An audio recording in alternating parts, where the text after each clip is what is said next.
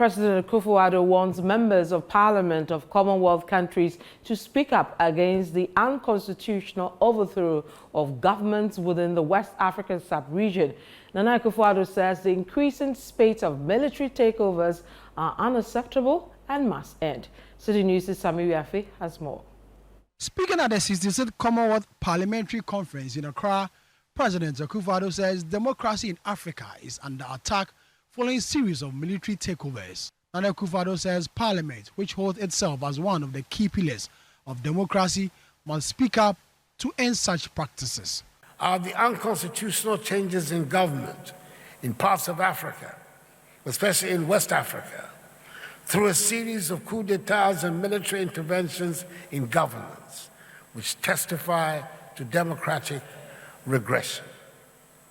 It is in the interest of democratic growth that this development is reversed as soon as possible.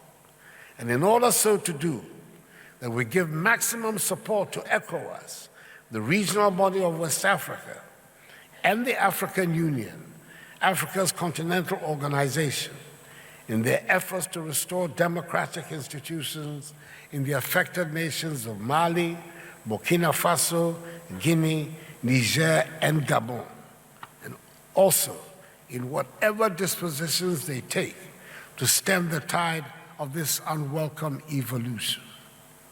The Commonwealth Parliamentary Association, indeed, the Commonwealth itself, should join ECOWAS and the African Union in demanding the immediate unconditional release from unjustifiable detention of the democratically elected President of the Republic of Niger, His Excellency Mohamed Bazoum.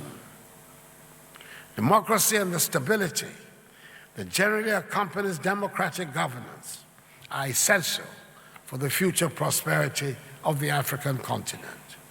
On climate change and the devastating effects on planet Earth, President Akufo-Addo says lawmakers must champion reforms that will save the world from total destruction. By the Committee of Nations, in search of common solutions to climate change, have resulted in several measures, including promotion of renewable energy, strengthening of environmental regulations, and fostering international collaborations.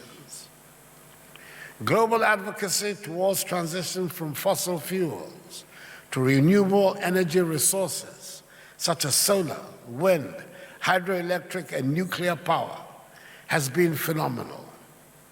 The clarion call is for member countries to invest in renewable energy infrastructure, provide incentives for clean energy production, and set renewable energy targets to reduce carbon emissions and combat climate change, and also make our economies competitive.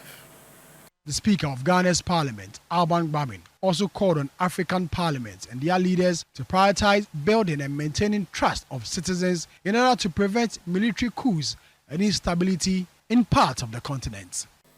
Parliaments in the sub-region and in Africa in particular must try to understand the reasons for the loss of trust and confidence in the leadership of democratic processes and institutions that has characterized the recent spate of disruptions of constitutional order and constitutionalism in the continent. But it's important for us to note that these disruptions are always started by the civilian regimes themselves.